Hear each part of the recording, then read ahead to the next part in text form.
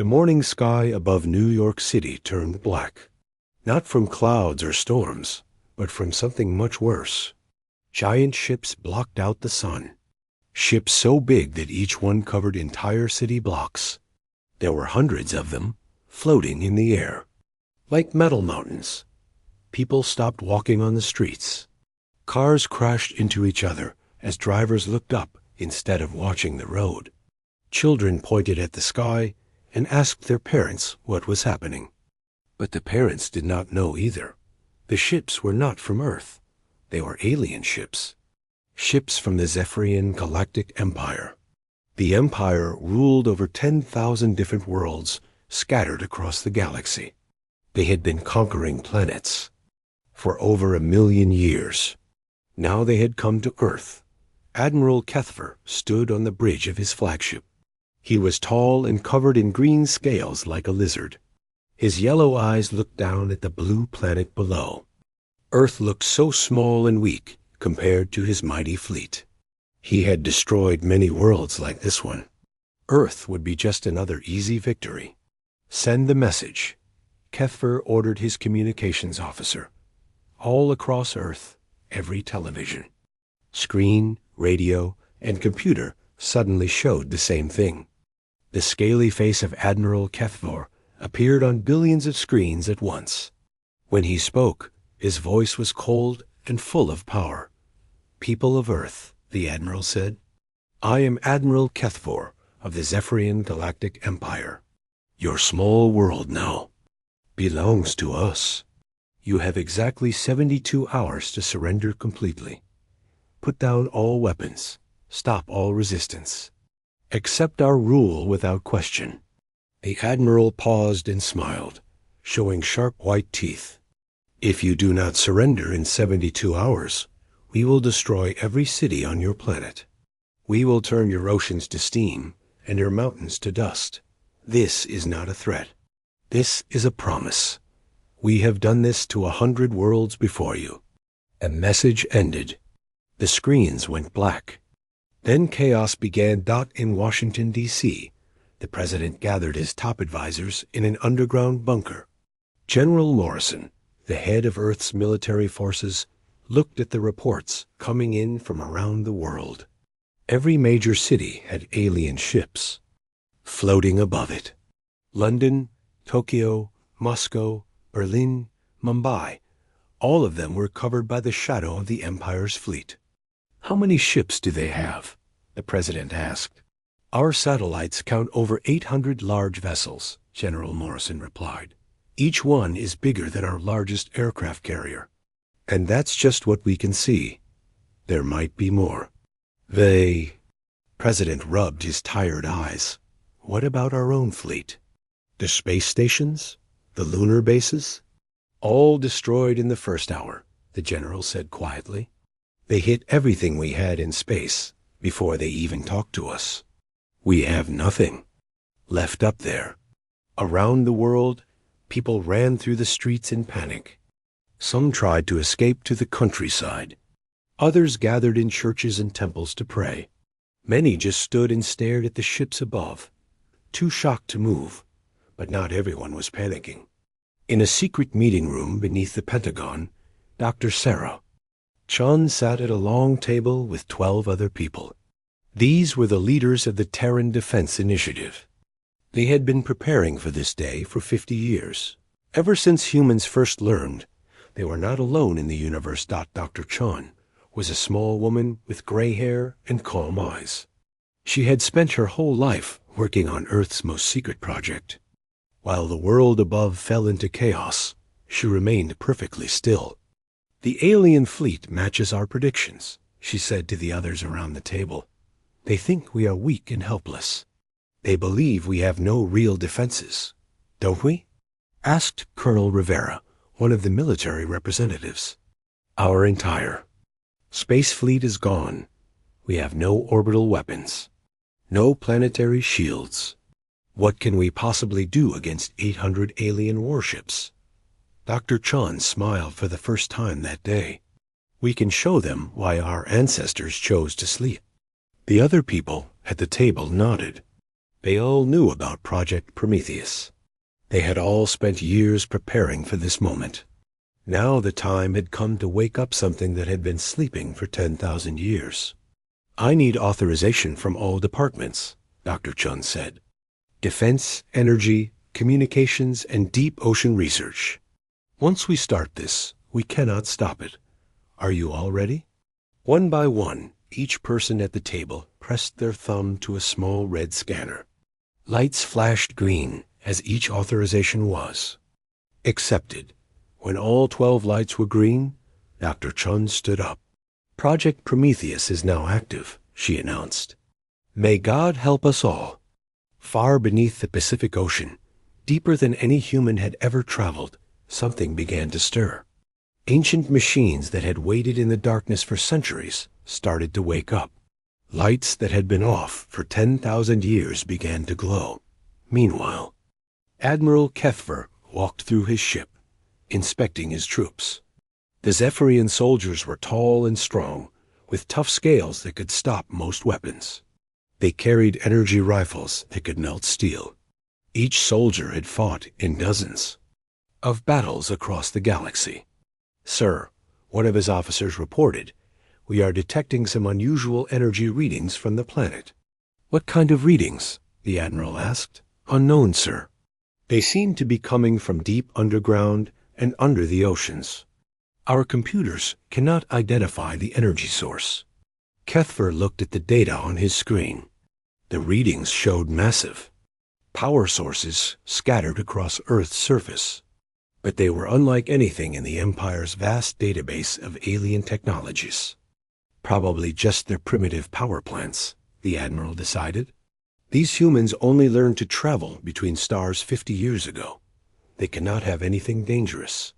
The officer looked worried. "Sir, the energy levels are enormous. Much larger than anything their known technology should be able to produce." "Relax," Kethver said with a laugh. "I have conquered races that could control gravity itself. I have destroyed civilizations that built worlds from pure energy. These humans are nothing special. In 72 hours, they will kneel before the Empire just like all the others." Deep in the ocean, Dr. Chun stood in an elevator that was falling faster than any elevator had ever moved. She was descending toward a place that officially did not exist. A place where humanity's greatest secret waited in the darkness. The elevator finally stopped, miles beneath the ocean floor. Doors opened to reveal a vast underground facility carved from solid rock. Hundreds of scientists and technicians were already at their stations, preparing for what was about to happen. In the center of the facility stood a massive chamber filled with swirling mist.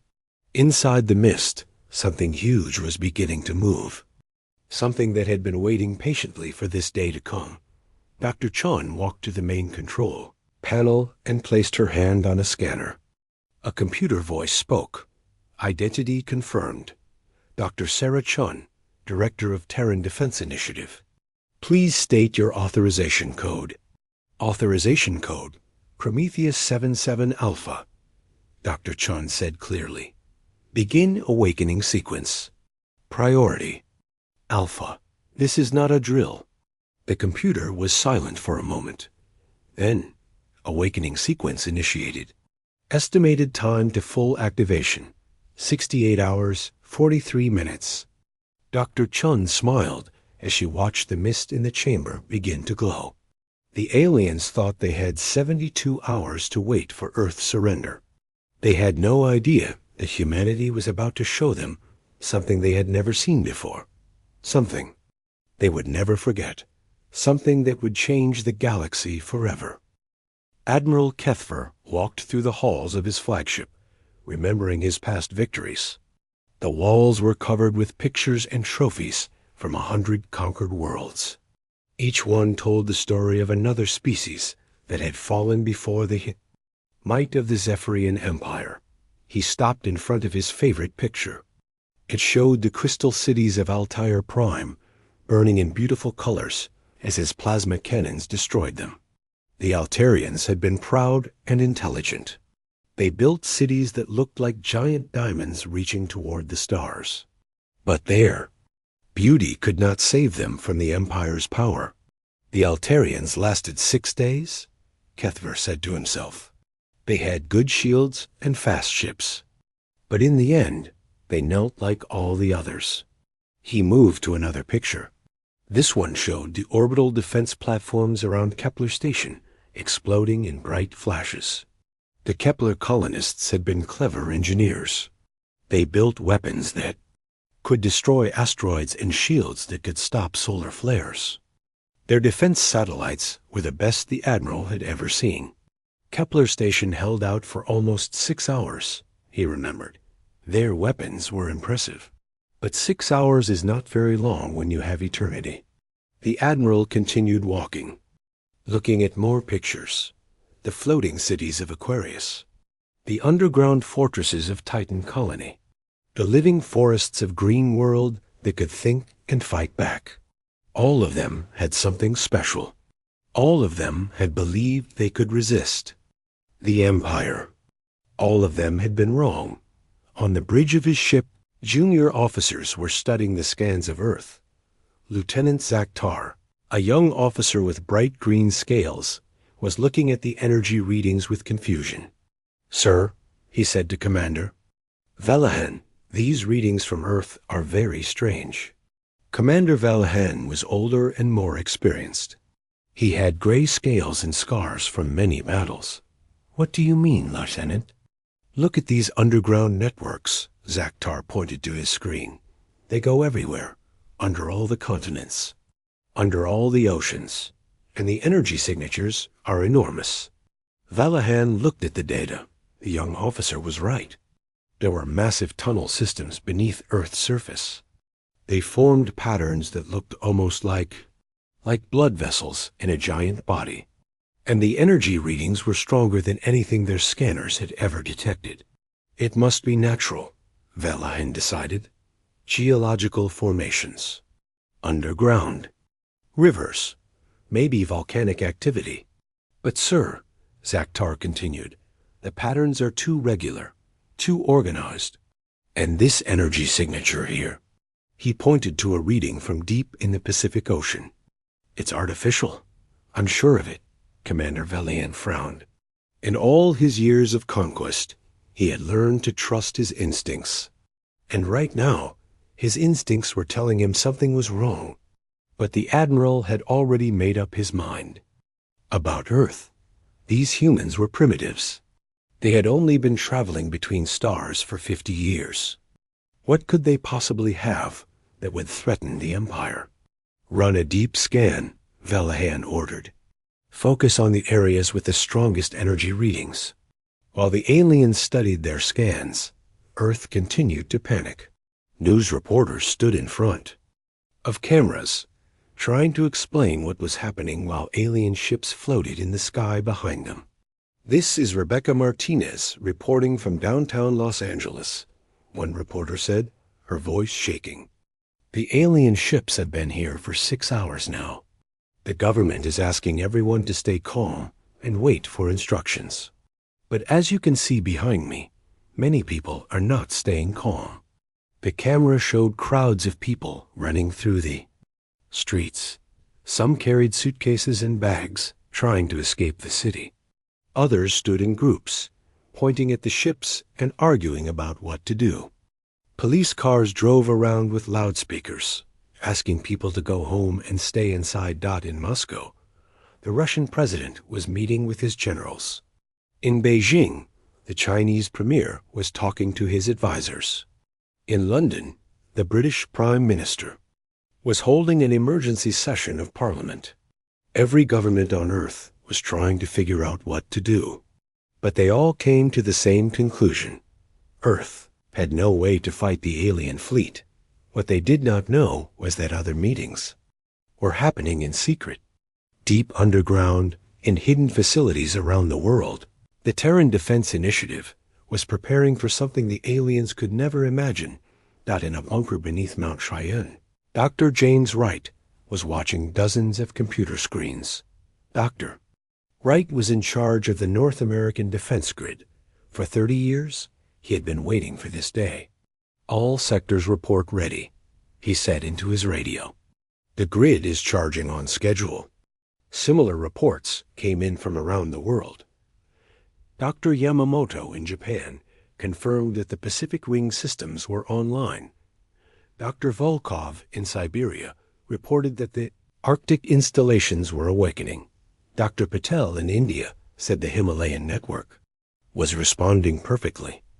Each of these facilities was connected to the others by tunnels that ran through the Earth's core. Tunnels that had been built by an ancient civilization that had once lived on Earth. A civilization that had decided to sleep rather than destroy the galaxy in a war that would never end. Back on the alien flagship, the deep scans were complete. Lieutenant Zakhtar stared at his screen in shock. The readings were impossible. The energy sources beneath Earth were not just big, they were massive beyond understanding. Each one was like a star contained in a small space. "Commander Valahan," he called out, his voice full of worry. "You need to see this." Commander Valahan hurried over to look at the screen. What he saw made his blood run cold. The deep scans showed that the tunnel networks were not natural at all. They were built, carefully designed, and they were all connected to enormous machines buried deep in the Earth. "What are those things?" Valahan whispered. "I don't know, sir," Zakhtar replied. "But they're not like anything in our database. The technology it's beyond our understanding." Valahan knew he had to report this to Admiral Kethver immediately, but he also knew the Admiral would not want to hear it. Kethver had already decided that Earth was weak. He would not appreciate being told he might be wrong. Meanwhile, Admiral Kethvar was in his private chambers, polishing his collection of weapons. Each weapon had been taken from a defeated enemy. The crystal sword of an Altarian prince, the plasma lance of a Kepler general, the living blade of a green world tree warrior. Soon he would add human weapons to his collection. Though from what he had seen, human weapons were primitive. Metal bullets and explosive missiles. Nothing compared to the energy weapons of the Empire. It would be a disappointment, really. He enjoyed collecting weapons from worthy enemies. But the humans did not seem worthy. A messenger entered his chamber. "Admiral, Commander Valahan requests an urgent meeting." "Tell him to wait," Kethver said without looking up from his weapons. "I am busy." "Sir? He says it's about the energy readings from Earth. He seems very concerned." Kethver sighed. Young officers were always worried about something. They saw danger everywhere. It came from not having enough experience. Once Valahan had conquered a few more worlds, he would learn to relax. "Very well," the Admiral said. "Send him in." Commander Valahan entered the chamber with Lieutenant Zakhtar behind him. Both officers looked nervous and frightened. "Admiral," Valahan began, "we have completed deep scans of Earth. The results are disturbing." Kethver continued polishing his crystal sword.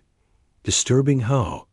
"The humans have massive installations beneath their planet, machines we cannot identify, energy sources more powerful than our own reactors. The technology appears to be far more advanced than anything we have encountered." Now Kethver looked up. "Impossible. These humans only achieved faster than light travel 50 years ago. Our intelligence reports are very clear about this." "Yes, sir," Zakhtar said nervously. "But what if our intelligence is wrong? What if the humans are not what they appear to be?" Admiral Kethvar stood up, his tall form towering over the two officers. His yellow eyes glowed with anger. "Are you suggesting that the mighty Zephyrian Empire, conqueror of 10,000 worlds, has been fooled by a primitive species? Are you saying that our intelligence network, which spans the entire galaxy, has somehow missed the fact that these humans possess advanced technology?" "Sir, I'm just reporting what our scans show," Valahan said carefully. "Your scans are wrong," Kethver declared.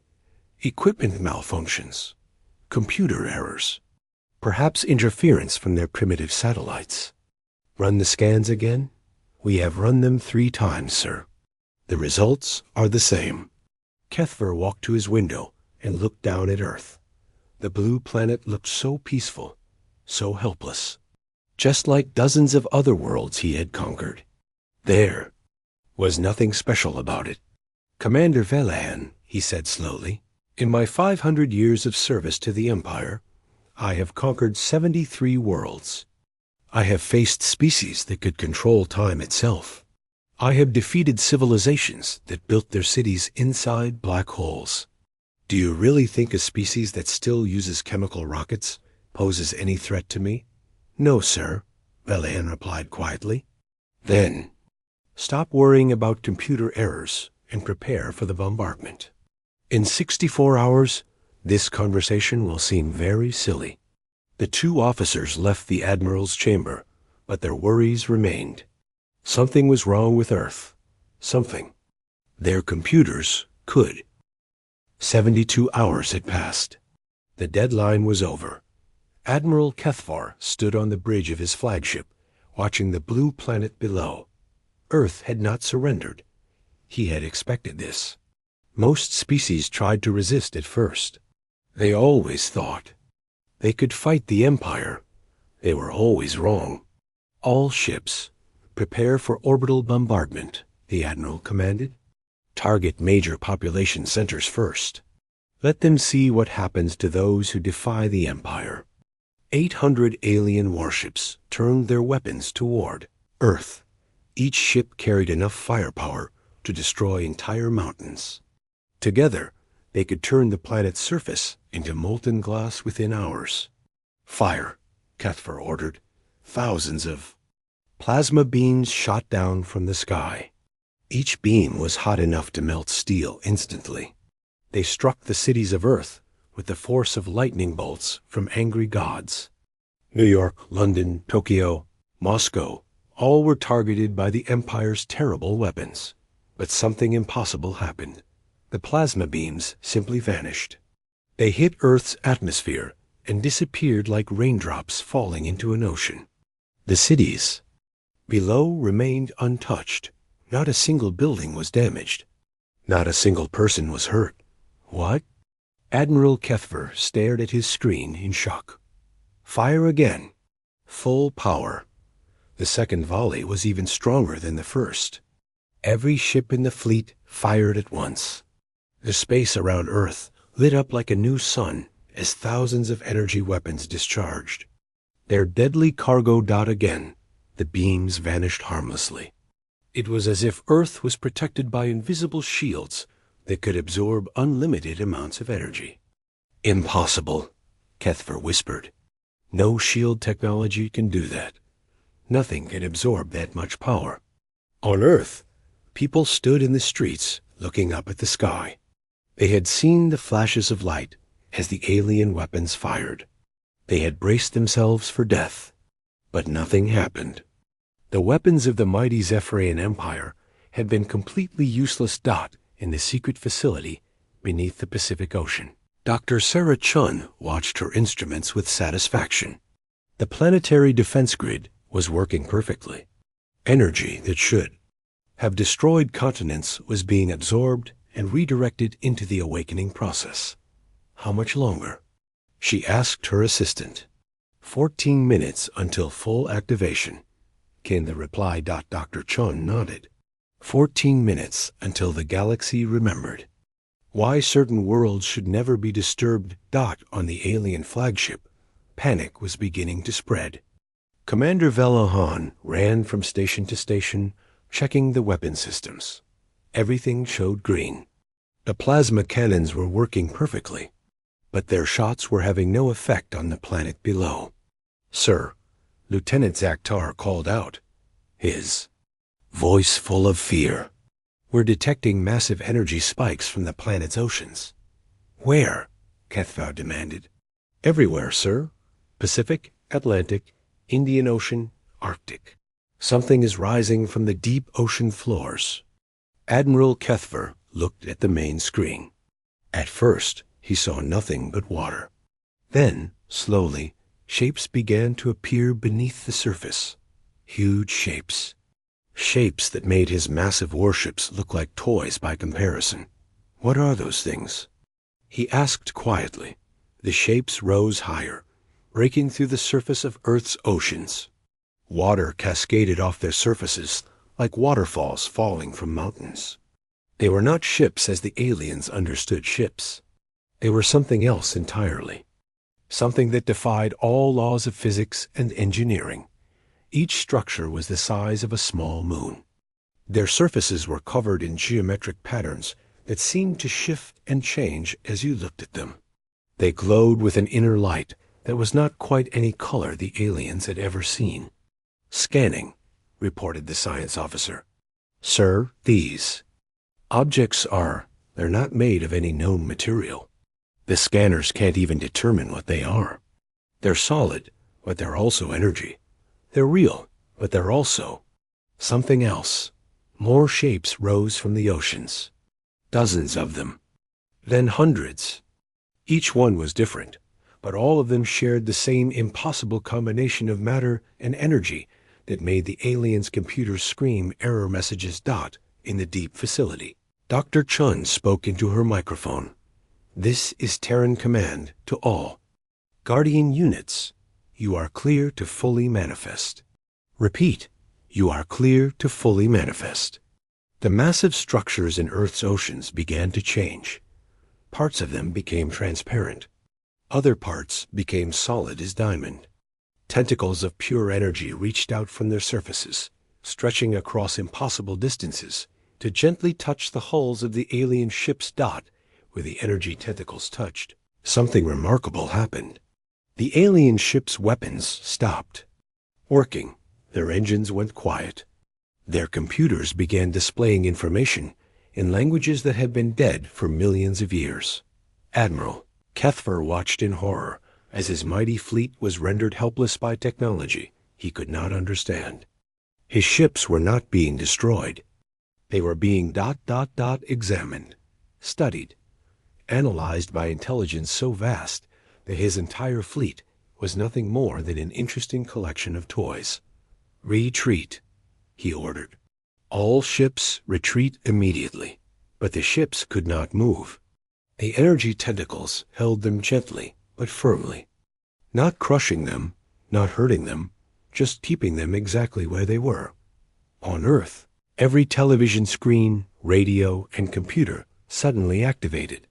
But instead of showing alien messages, they showed a human face. Fleet Admiral Zhang of the Terran Defense Force appeared on billions of screens around the world. "Citizens of Earth," Admiral Zhang said calmly, "the immediate threat has been neutralized. The alien fleet is no longer capable of harming our world. I want to assure everyone that you are safe." He paused and looked directly into the camera. "I also want to send a message to any other members of the Zephyrian Empire who might be listening. You came to our world demanding surrender. You threatened to destroy our cities and kill our people. Instead, you have awakened something that has been sleeping for 10,000 years. The view on the screens changed to show the massive structures rising from Earth's oceans. The structures were fully manifested now, their impossible geometry clearly visible against the blue sky.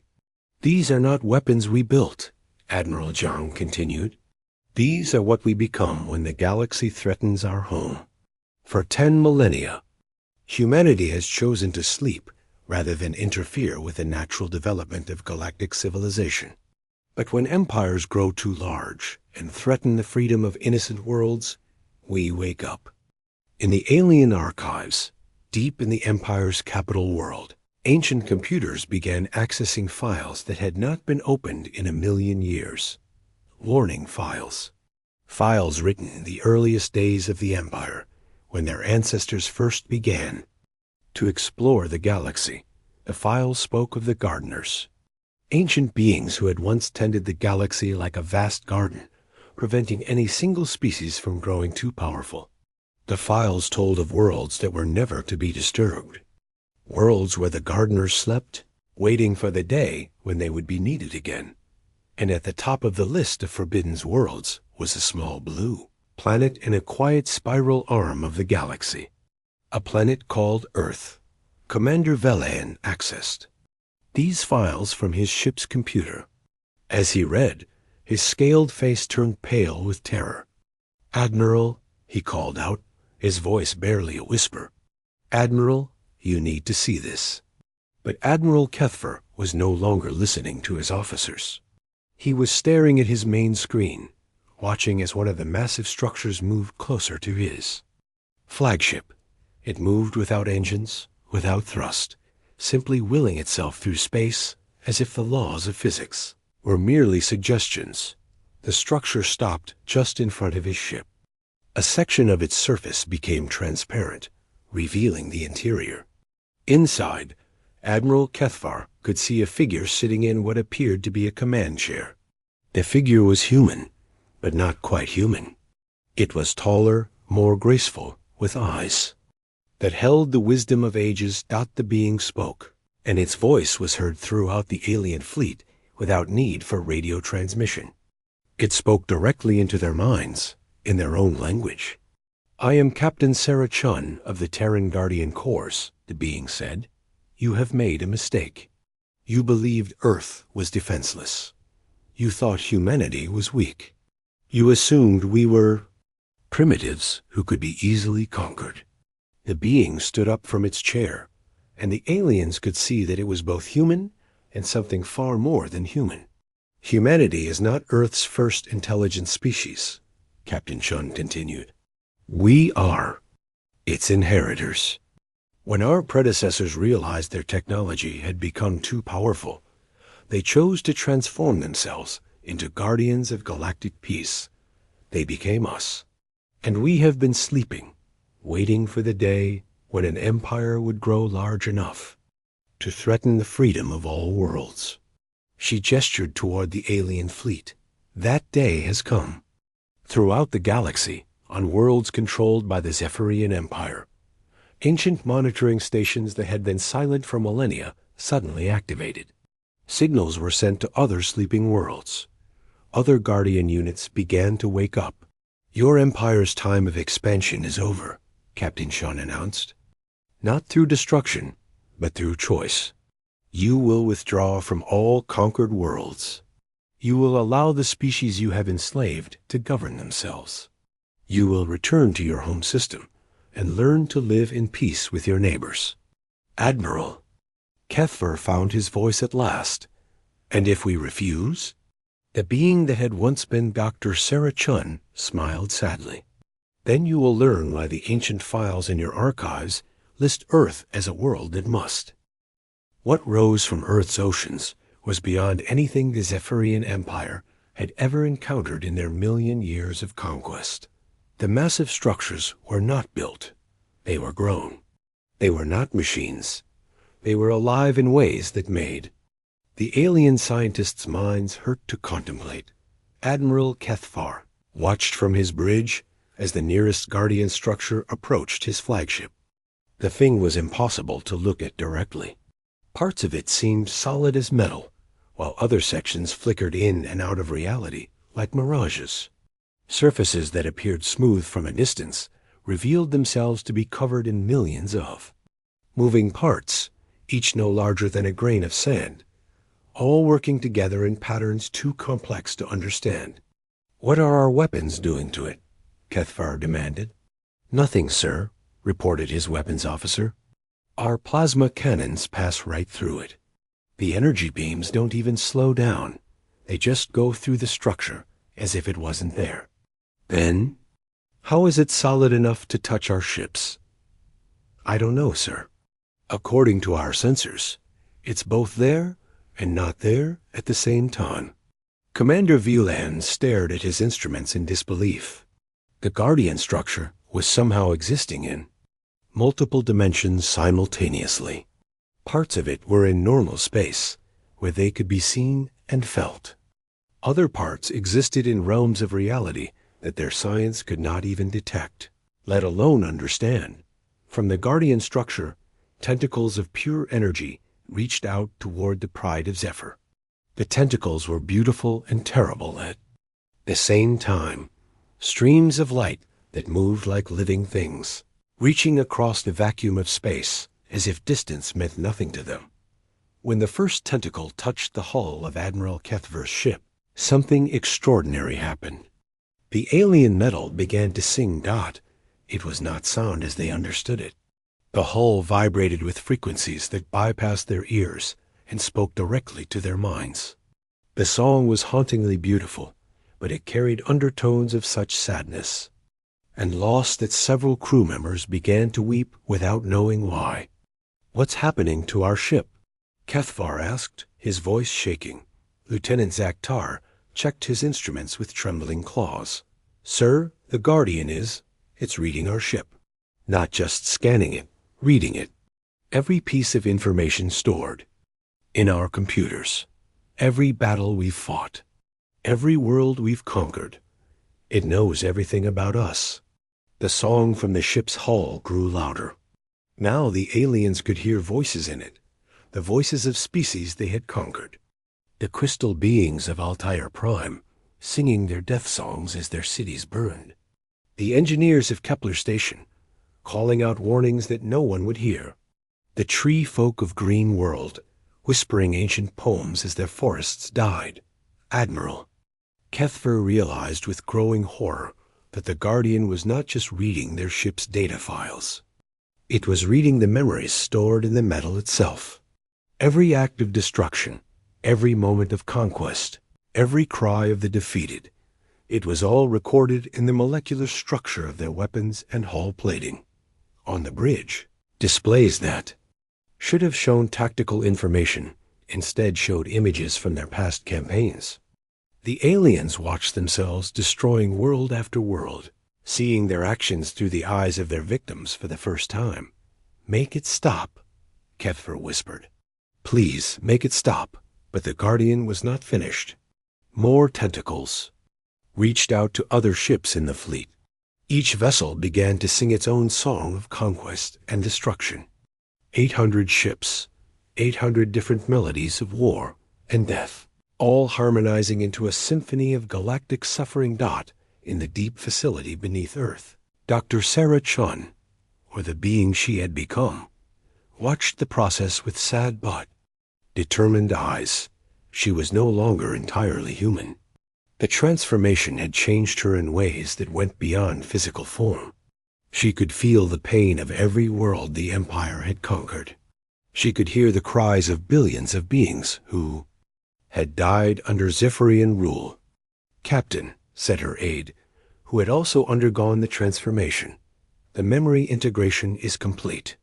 The entire fleet's history has been catalogued." "Good," Captain Sean replied, her voice carrying harmonics that had not existed in human speech before. "Now they will understand what they have done. Show them the true cost of their empire." Throughout the alien fleet, the ship's computers began displaying information that had never been recorded in their official histories. The actual number of beings killed during their conquests. The civilizations wiped out completely, with no survivors to remember their names. The planet stripped of resources until they could no longer support life. The official Zephyrian records claimed they had conquered 73 worlds and ruled over 10,000 systems. The truth was far worse. They had destroyed over 300 civilizations completely. They had caused the extinction of thousands of species. They had turned 100 worlds into lifeless rocks. Admiral Kethver stared at the numbers scrolling across his screen. "This can't be right," he said. "We are civilizers. We bring order to chaos. We unite the galaxy under one peaceful rule." Captain Chun's voice spoke directly into his mind, bypassing his ship's communication systems entirely. "You brought peace through fear, order through oppression, unity through the destruction of diversity. Look at what you have truly accomplished." The main screen on Admiral Kethver's bridge changed to show a map of the galaxy. But this was not the map taught in Zephyrian schools. This map showed the galaxy as it had been before the Empire began its expansion. It was beautiful. Thousands of different civilizations, each with their own unique culture and technology. Trade routes connecting distant worlds. Art and music and literature flowing freely between species. Scientific discoveries shared across the stars. A galaxy full of life and wonder and infinite possibility. Then the map began to change, showing the Empire's expansion over time. With each conquest, the beautiful diversity faded a little more. Unique cultures were replaced by Zephyrian law. Different ways of thinking were eliminated in favor of imperial orthodoxy. The galaxy became more orderly, more peaceful, and infinitely more empty. We brought stability. Admiral Kethver protested weakly. You brought death, Captain Sean replied. And now it ends. Around Earth, more Guardian structures were fully manifesting. Each one was different, reflecting the unique nature of the consciousness that controlled it. Some appeared as vast geometric forms that hurt to look at directly. Others seemed like living mountains that breathed starlight. A few took shapes that seemed almost familiar until you realized they were cities or forests or oceans that existed in dimensions the mind could not grasp. The structures were not attacking the alien fleet. They were simply present. Their existence was enough to render the Empire's weapons useless and their ships immobile. The Guardians radiated a field that somehow made violence impossible within their vicinity. But across the galaxy, the effects were spreading. On every world controlled by the Zephyrian Empire, the enslaved populations began to feel something they had not experienced in centuries. Hope. Ancient communication networks, dormant for millennia, activated across the galaxy. Signals traveled faster than light itself, carrying a simple message to every oppressed world. The Guardians have awakened. Freedom is coming. On Altair Prime, the surviving crystal beings felt the vibrations in their planet's core and knew their long imprisonment was ending. On the remains of Kepler Station, automated systems that had hidden in the asteroid belts for decades began broadcasting independence declarations. On Green World, the few tree folk that had survived underground sent out route signals to distant forest worlds. The rebellion did not involve weapons or armies. It was something far more powerful, the collective will of free beings refusing to be slaves any longer. Admiral Kethver felt his empire crumbling around him as reports flooded in from across the galaxy. Governors were losing control of their sectors. Garrison fleets were finding their weapon systems mysteriously failing. Enslaved populations were simply walking away from their work assignments, knowing somehow that the Empire could no longer harm them. Sir, Commander Velahan reported, his voice hollow with defeat. We're receiving surrender requests from 47 sector governors. They're asking for permission to withdraw from their assigned worlds. Surrender requests? Kethver could not believe what he was hearing. From our own governors? They say their weapons won't work anymore. Their ships can't leave orbit, and the populations they've been controlling are. Well, they're acting as if the Empire no longer exists. Captain. Chun's voice spoke to the entire alien fleet at once. Your empire expanded through fear and violence. When those tools are taken away, what remains? Look around you. Your own people are choosing freedom over conquest. Your governors are choosing peace over oppression. Even your warriors are laying down their weapons. It was true. Throughout the Zephyrian fleet, soldiers were setting aside their energy rifles. Not because they were forced to, but because the weapons no longer felt right in their hands. The Guardian field was not controlling their minds. It was simply making them aware of choices they had always had, but never considered. Admiral Kethver realized he was witnessing the end of everything he had ever known. The empire that had ruled the galaxy for 1,000,000 years was dissolving not through military defeat, but through a collective awakening of conscience. 1 year later, The galaxy was a very different place. Admiral Kethver sat in his small garden on Zephyr Prime, watching the sunset paint the sky in shades of purple and gold. His garden was modest, just a few flowering plants and a small pond. But it was his own, grown by his own hands rather than conquered from others. He was no longer an admiral. That title belonged to the old empire, which had disbanded itself 6 months ago. Now he was simply Kethver, a retired soldier learning to find meaning in peace instead of war. The transformation had not been easy.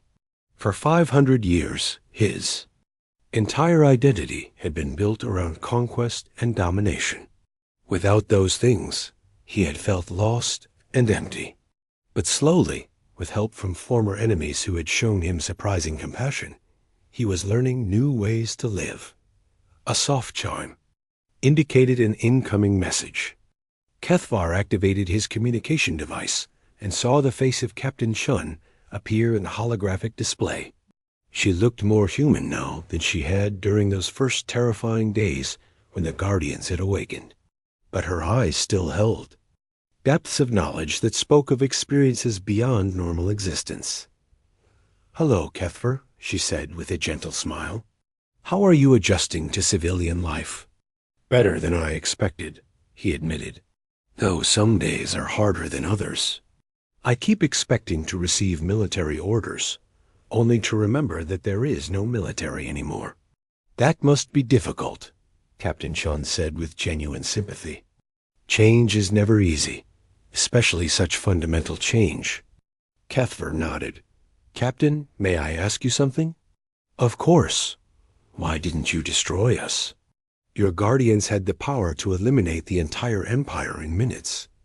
Why did you choose rehabilitate us instead?" Captain Chun was quiet for a moment before answering.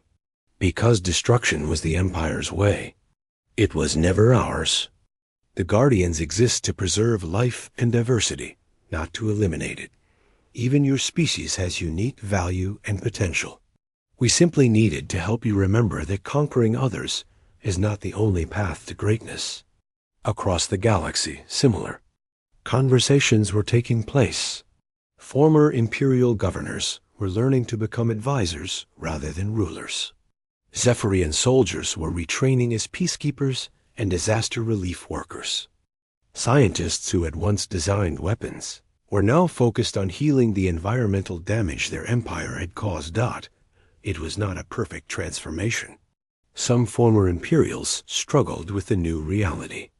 A few had tried to restart the old ways of conquest, only to find their weapons mysteriously failing whenever they attempted violence against others.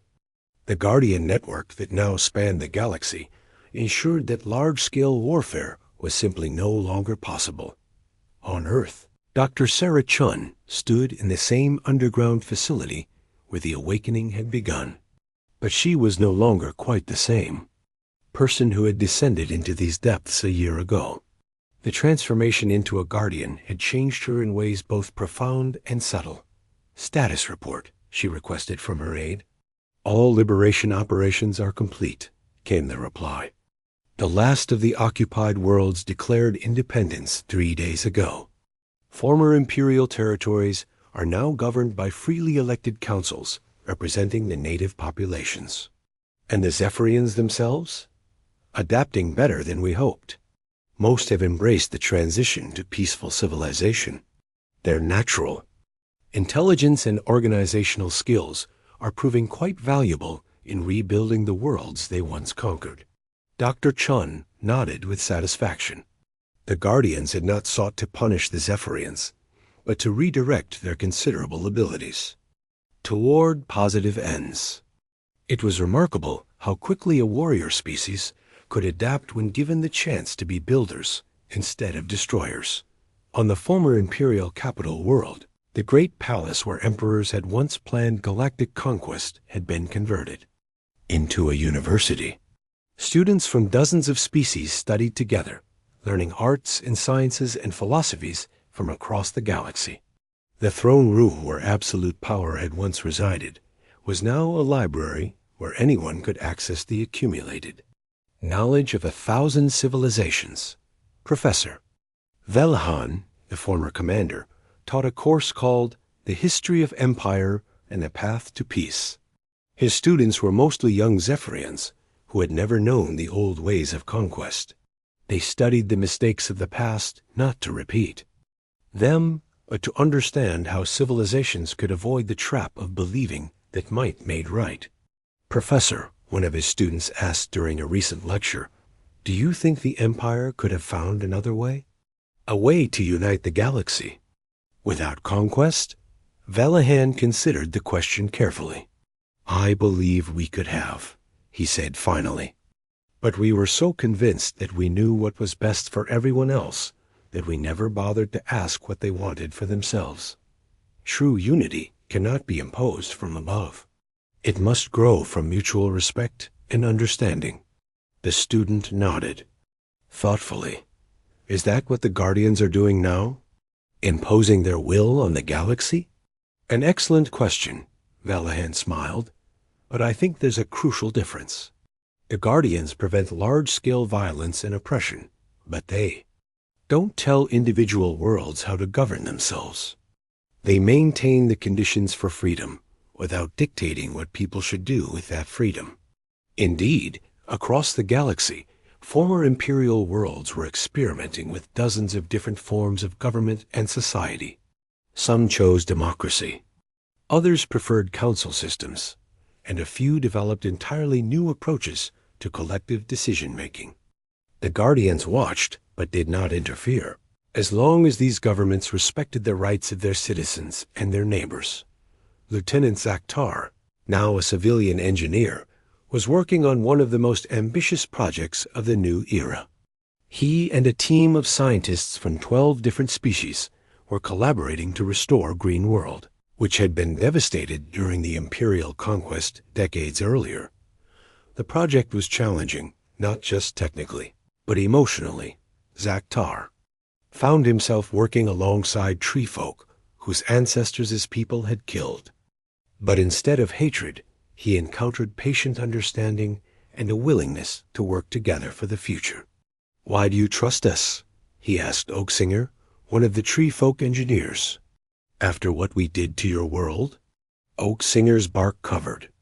Face creased in what might have been a smile. Because the past cannot be changed, but the future can be shaped. You are here now, working to heal what was damaged. That matters more than who caused the damage originally. The restoration work was slow but rewarding. Each new grove that they planted together represented not just environmental recovery, but a growing bond between former enemies. Zakhtar discovered that he felt more pride in planting a single tree than he had ever felt in conquering entire star systems. Back on Earth, Captain Chun received regular reports from Guardian stations throughout the galaxy. The network was vast, not just the awakened structures around Earth, but monitoring posts on thousands of worlds that had been sleeping for millennia. Each post was staffed by beings who had chosen to transform themselves into Guardians, dedicating their existence to maintaining galactic peace.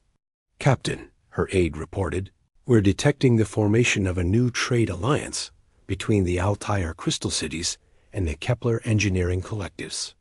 They're planning to share crystal growing technology in exchange for advanced manufacturing techniques. Excellent, Captain Sean smiled. Any signs of economic coercion or unfair trading practices? None.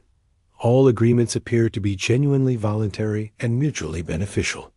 This was the new galaxy the Guardians were fostering, one where cooperation replaced conquest, where diversity was celebrated rather than eliminated, where problems were solved through negotiation rather than warfare. But the transformation was not complete everywhere. Deep in the outer rim, beyond the reach of the Guardian network, rumors spoke of small groups of die-hard Imperials who still believed in the old ways. They gathered in secret, planning some kind of return to power. Captain Chun was aware of these groups, but she was not concerned. The Guardian network was constantly expanding as more worlds awakened their sleeping stations. Soon even the Outer Rim would be within their protective influence. And without access to weapons of mass destruction, the remaining Imperials could cause only limited damage. More importantly, the new generation was growing up in a galaxy where cooperation was normal and conquest was seen as a relic of the past. Young people from every species were learning to work together, to respect differences, and to solve problems through creativity rather than violence. Admiral Kethver finished tending his garden as the sun set over Sephir Prime. Tomorrow he would attend a conference of former Imperial officers who were now working as advisors to newly independent worlds. They would discuss best practices for peaceful governance and share lessons learned from their mistakes during the Imperial era.